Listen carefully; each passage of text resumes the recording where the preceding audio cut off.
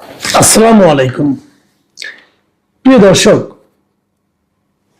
প্রধানমন্ত্রী জনাব তারেক রহমান উনি কিছু অভিনব ঘোষণা দিয়েছিলেন দুদিন আগে। তার মধ্যে একটা ছিল উনি কোনো সরকারি গাড়ি ব্যবহার করবেন না।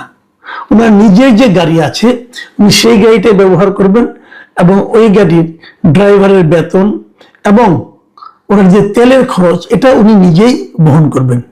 এছাড়া আরো কিছু কিছু সরকারি সুযোগ সুবিধা উনি নিজে নিতে চাননি এবং উনি এগুলো না নেওয়ার মাধ্যমে একটা এক্সাম্পল ক্রিয়েট করতে চেয়েছেন বলে আমার ধারণা। এবং এটা আসলে একটা উদাহরণ হয়তো তৈরি হতে যাচ্ছে, কারণ আমি দেখলাম যে ওনার এই ঘোষণা ঠিক দুদিনের মাথায় আমাদের যিনি কৃষিমন্ত্রী আছেন, কৃষি, মৎস্য, প্রাণী সম্পদ এবং খাদ্যমন্ত্রী, এই তিনটা মন্ত্রণালয়ের দায়িত্বপ্রাপ্ত ব্যক্তি মিস্টার আমিনুর রশিদ ইয়াসিন, তিনি একটা ঘোষণা দিয়েছেন এবং তিনি বলেছেন যে মন্ত্রী হওয়ার পর থেকে আমি নিজের গাড়ি ও নিজের টাকায় কেনা তেল ব্যবহার করছেন, অলরেডি করছেন, এবং উনি সরকারি গাড়ি ব্যবহার করেন না এবং আগামীতেও করবেন না। এবং আরো কথা বলছেন উনি যতদিন মন্ত্রী থাকবেন ততদিন উনি সরকারি গাড়ি ব্যবহার করবেন না। এবং সেই সঙ্গে উনি একটা অ্যাড করেছেন, সেই অ্যাডটা হলো তাছাড়া তিনি সরকারি বেতন ভাতাও নেবেন না। এখন এই যে ঘোষণাটা মিস্টার আমিনুর রশিদ ইয়াসিনের, এটা কেন? এটা যদি আমি বুঝি সেটা হলো যে প্রধানমন্ত্রী যেহেতু ঘোষণা একটা দিয়েছেন এবং যেহেতু ওনার নিজের সামর্থ্য আছে, এগুলো না নিলেও যেহেতু ওনার চলবে, অতএব উনি ওইটা না নেওয়ার ঘোষণাটা দিয়েছেন। হয়তো প্রধানমন্ত্রী পদাঙ্ক অনুসরণ করে অথবা প্রধানমন্ত্রী সামর্থ্যবান অন্য মন্ত্রীদেরকে যে কথাটা বলতে চেয়েছেন যে আপনারা যদি এগুলো না নেন তাহলে রাষ্ট্রের ব্যয় কিছুটা হলেও কমবে। এই যে মানসিকতাটা যে রাষ্ট্রের ব্যয় কমানো, এই যে মানসিকতাটা যে রাষ্ট্রের কাছ থেকে বাড়তি কিছু না নেওয়া, এটাকে হয়তো মিস্টার আমিনুর রশিদ অনুসরণ করতে চেয়েছেন। এবং ওনার এই মানসিকতা, এই যে ঘোষণা, এটাকে আমার মনে হয় আমার মতো আরো অনেকেই প্রশংসা করবেন। এখন প্রশ্ন হচ্ছে অন্যান্য মন্ত্রীরাও কি এই পদাঙ্ক অনুসরণ করবেন? করতে পারা উচিত আমি মনে করি। দেখুন, আমাদের এবারে যে ইলেকশনটা হয়েছে এবং সেখানে বিএনপির যারা আছেন তাদের মধ্যে একটা জিনিস হিসেব করে দেখা গেছে যে প্রায় 80% হলো কোটিপতি। যারা নির্বাচিত হয়েছেন বিএনপি অন্যান্য দলের মধ্যে, তার মধ্যে 80%ই কোটিপতি, এমপি। তার যার কোটি টাকার মালিক, যিনি অস্থাবর সম্পত্তি বলেন, যার এত টাকা আছে, তিনি কিন্তু একটা গাড়ি নিজের তার আছে, নিজে একটা গাড়ি চালাতেন উনি। এবং উনি যখন ব্যবসা করতেন অথবা চাকরি করতেন অথবা অন্য যা কিছুই করতেন, উনি তো নিজের গাড়ি দিয়েই চলতেন। তো মন্ত্রী হওয়ার পর তার একটা দামি গাড়ি দরকার হবে কেন? উনি তো আগের মানুষটাই রয়ে গেছেন, তাই না? উনি সরকারি গাড়ির পরিবর্তে নিজের গাড়িটি চালাতে পারেন, এতে তো কোনো সমস্যা নাই। উনি যদি নিজের গাড়ি না চালান, সরকারি গাড়ি চালাবেন, তাহলে এই গাড়িটি কি করবেন? এই গাড়িটা ওটা ফ্যামিলির লোকজন চালাবে, তাহলে আগেও তো তারা চালাতো। যাই হোক, এগুলো মিলেমিশে চালানো যায়। এবং আরেকটা জিনিস দেখা গেছে, এই যে আপনার যারা কোটিপতি আছে, মন্ত্রী যারা আছে, এই মন্ত্রীদের মধ্যে প্রায় সবাই কিন্তু কোটিপতি। একটা হিসাবে দেখা গেছে, আমি আপনাদেরকে বেশ কয়েকজন কোটিপতি আপনার মন্ত্রীর নাম বলি। যে মন্ত্রীদের মধ্যে যিনি সবচেয়ে ধনী, তিনি হচ্ছেন গৃহায়ন ও গণপূর্ত মন্ত্রী মিস্টার জাকারিয়া তাহের।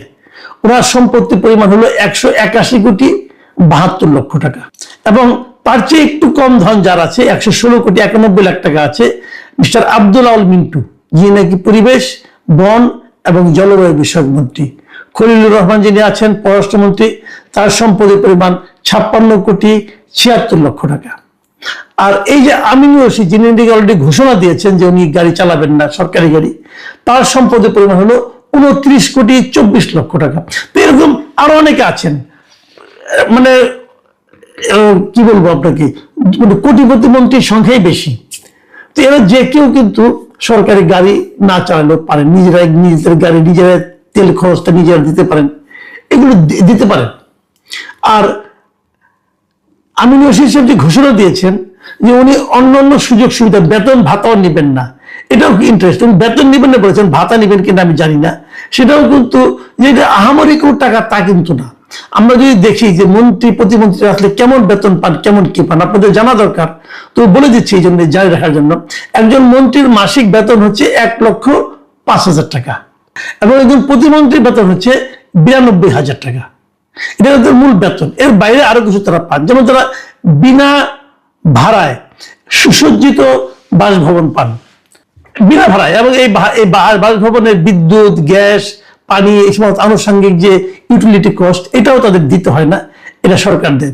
এখন যদি কোনো মন্ত্রী বলেন যে না আমি সরকারি বাসায় থাকবো না, আমার নিজের বাড়ি আছে, আমি নিজের বাসায় থাকবো, তাহলে উনি বাসা ভাড়া বা বাসা বাবদ উনি অতিরিক্ত 80,000 টাকা পাবেন। এবং একজন প্রতিমন্ত্রী উনি পাবেন 70,000 টাকা। এটা হলো গিয়া মূল খরচ। এবং তার বাইরে একজন মন্ত্রী তার বাড়িটার সাজসজ্জার জন্য প্রতি বছর 5 লাখ টাকা পান, আর প্রতিমন্ত্রী পান 4 লাখ টাকা। প্রতি বছর 5 লাখ টাকা মানে কত হলো? প্রতি বছর 5 লাখ টাকা মানে আমাদের টাকার প্রায় 41,000 টাকার মতো হয় আর কি, প্রতি মাসে যদি আমি ধরি।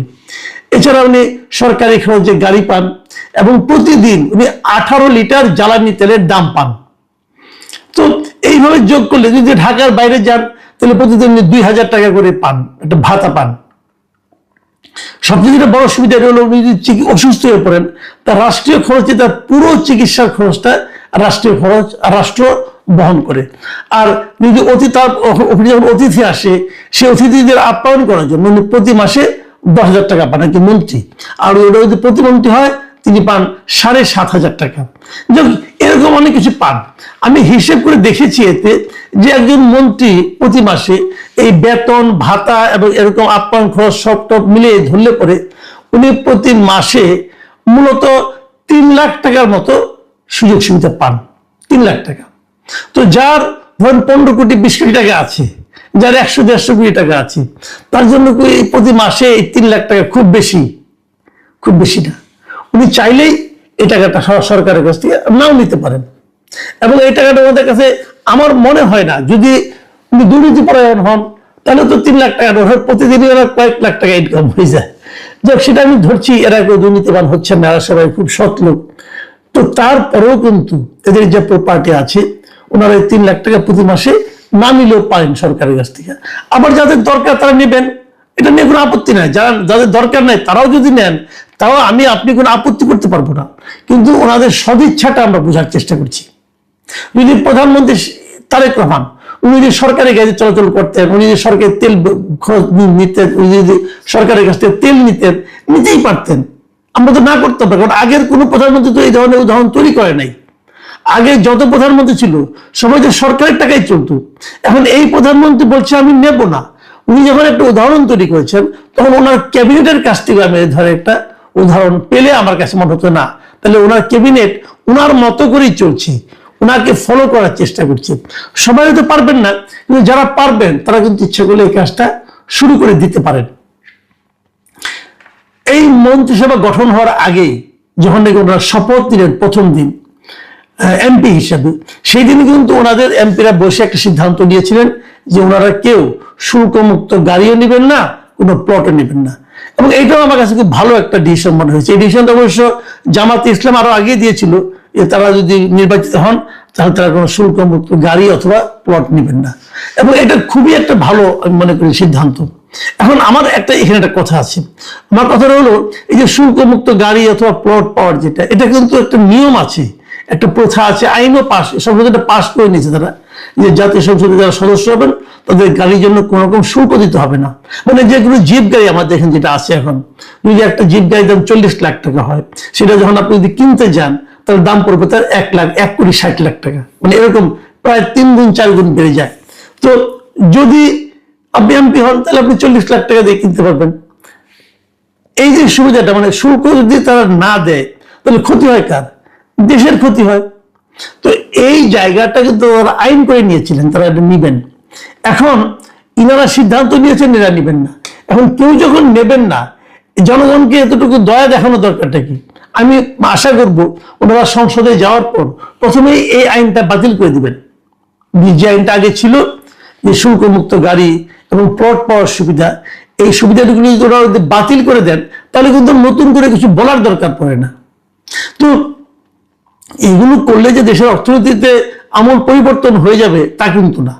কিন্তু যে জিনিসটা হবে সেটা হলো এই মন্ত্রী এমপিদের যে সুবিধা নেওয়ার যে একটা মানসিকতা, এটা দূর হবে। আমরা চাইবো যে নতুন কিছু হোক, এই ক্যাবিনেট, এই সংসদ আমাদের নতুন কিছু দৃশ্য, নতুন কিছু মন মানসিকতার পরিচয় ওনারা আমাদের দেখান। প্রিয় দর্শক, এখন এ পর্যন্তই। আল্লাহ হাফিজ।